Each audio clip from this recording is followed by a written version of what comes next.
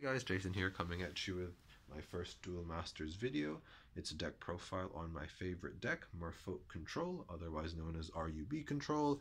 It centers around using Bolmeteus Steel Dragon to win the game, and you use your water cards to go through the deck, and fire and darkness to disrupt your opponent while you're trying to make a clear, safe path for Bolmeteus to come out. Because it is my first video, just a quick background on myself.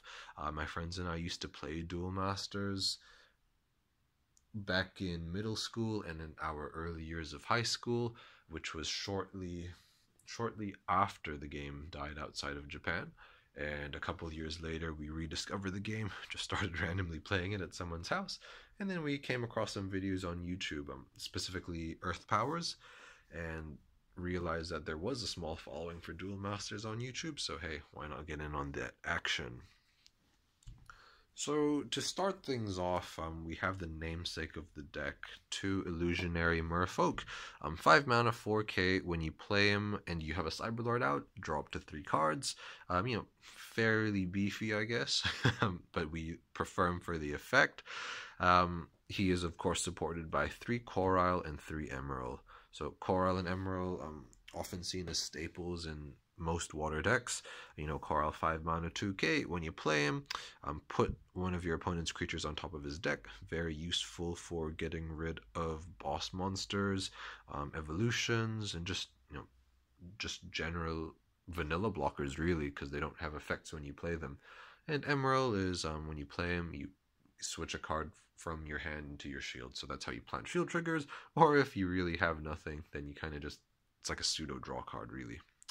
I used to play a thicker line of 3-4-4, or 3-3-4, or some combination of 3 Merfolk and varying counts of Emeral and Corile, but I wanted to play some more techie cards, so I had to make some cuts.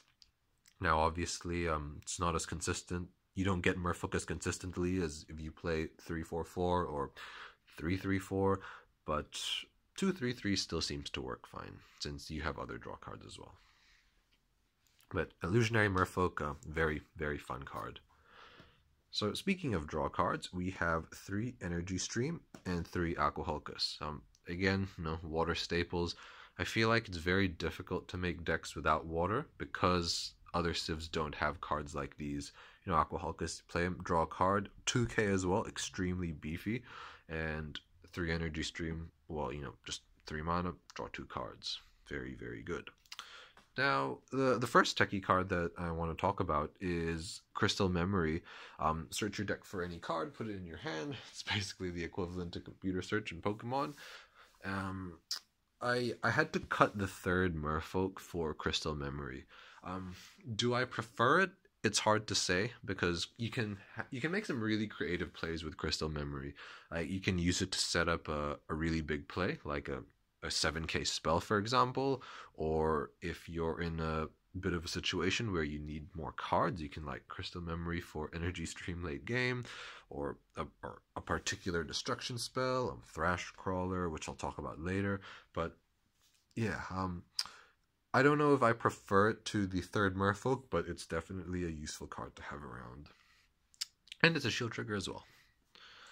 Alright, so to finish up our water section, we have 3 Thrash Crawlers. At first glance, especially for some inexperienced players, you kind of think, wow, this card is awful. Why don't you just play Revolverfish? But it's really good because you can use Thrash Crawler, because when you play him, you get a card in your mana zone and you put it in your hand. You can basically afford to charge your high cost cards early game, so because you can get them back late game with Thrash Crawler. That's the main reason, because most of this, well, not most of the deck's cards, but this deck does play a lot of 7 cost cards. And what are you going to do, hold on to them until turn 7 when you start the game? You can just charge them and Thrash Crawler them back later. He's also a fairly beefy blocker, and not more importantly, but he pairs well with this Corpse Charger. It's a charger. Put a creature in your graveyard into your hand. So you can see the natural synergy between the two, and once you're in late game and you start getting up to the 7, 8 mana, 12 mana later on, you can actually get some really nifty chains going between Corpse Charger and Thrash Crawler. You can Corpse Charger to get a Thrash Crawler back, you play a Thrash Crawler, and you get Corpse Charger back in your hand.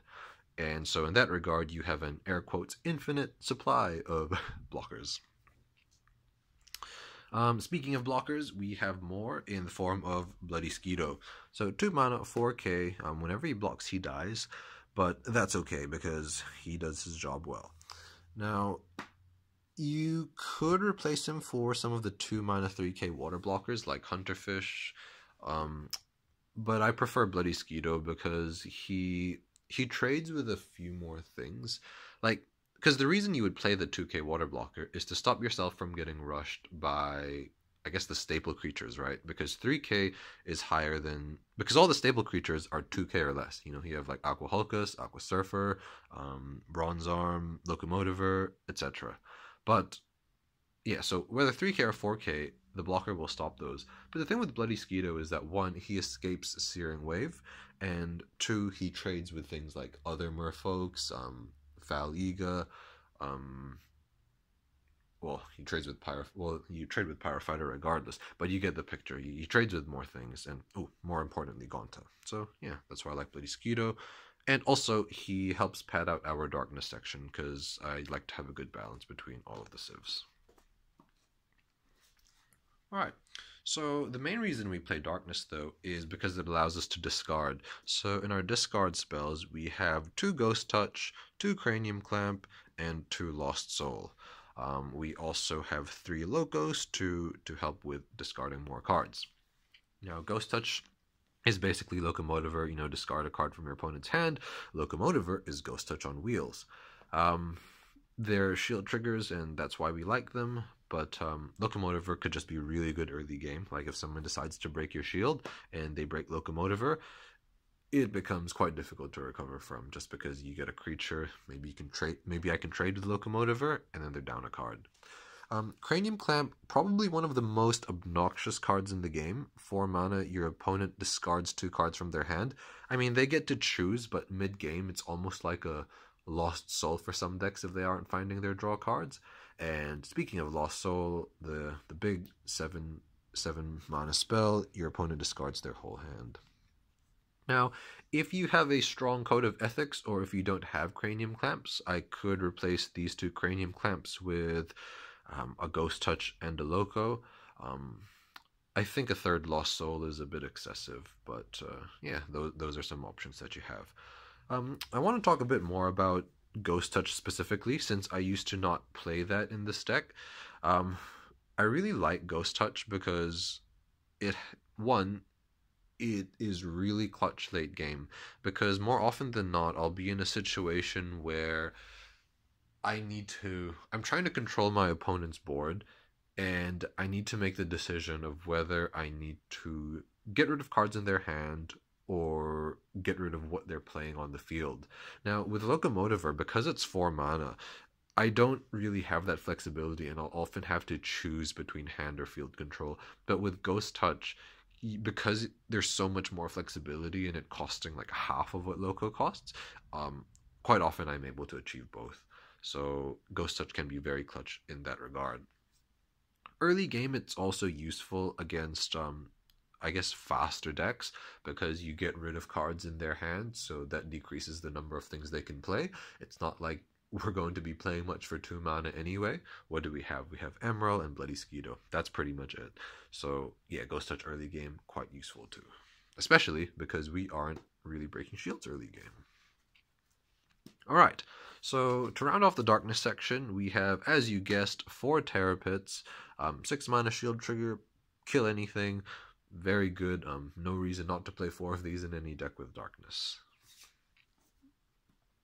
Alright, so now moving on to the fire section, we'll talk a bit more about some other kill spells I have.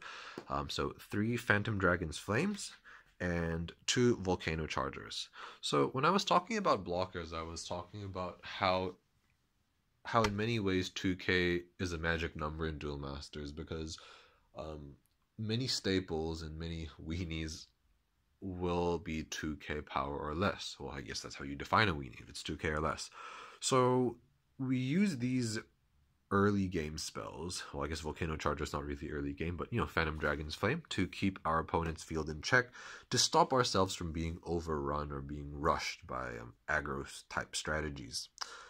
Previously, I used to play 2 Burst Shot and 3 Volcano Charger, but I switched those out for Phantom Dragon's Flame.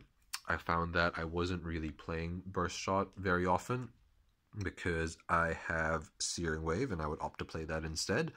And also, I would just rely on Burst Shot being in my shields, and when you only play 2, it's really not that great. As the saying goes, prevention is better than cure. Rather than letting my opponent's board reach that state, I kind of just keep it in check as I go. Volcano Charger I used to find was the heart and soul of the deck, just because it would help me maintain control while keeping up in the mana race, because this deck doesn't have nature. But 3 Phantom Dragon's Flames is an okay trade-off, and I seem to be getting by with 2 Volcano Chargers. It's especially... Oh, another thing why I took out a Volcano Charger, though, is because if you're playing against light, you'll find that a lot of the monsters are out of range with Volcano Charger, because light has to be stronger than everything. So playing 3 Volcano Chargers against light feels like a huge waste of space and a missed opportunity. So yeah, 2 Volcano Chargers, not too bad. Searing Wave, destroy all your opponent's creatures that have power 3k or less. Basically the non-shield trigger version of Burst Shot, that's slightly better. Well, actually a lot better. Very useful for beating Wave Strikers, Survivors. Well, actually Survivors more specifically than Wave Strikers, and just other random small things. Works against light since it gets rid of some 3k blockers like Sarius, gets rid of Magris, and all that good stuff. And yeah, that's another reason why Phantom Dragon's Flame is good. Allows you to go more even with Wave Strikers. So the last of the fire spells, we have 2 Apocalypse Vise and we have 1 Blizzard of Spears. Blizzard of Spears, destroy all creatures that have power 4k or less. So it's kind of like Searing Wave turned up a notch, and it affects you as well. What does 4k get you? It lets you hit opposing Merfolk, opposing Squitos, which we also have. Lets you hit Tajimal, which is basically the counter to any fire boss card. It also helps us hit Faliga, and it helps us hit Faliga and Merfolk. And last but not least, we have 2 copies of Apocalypse Vise. Destroy any number of your opponent's creatures that have total power of 8k or less. So whether you want to destroy 4 Aqua Hulcus or 1 Crystal Lancer, that's fine. Apocalypse Vise does the job.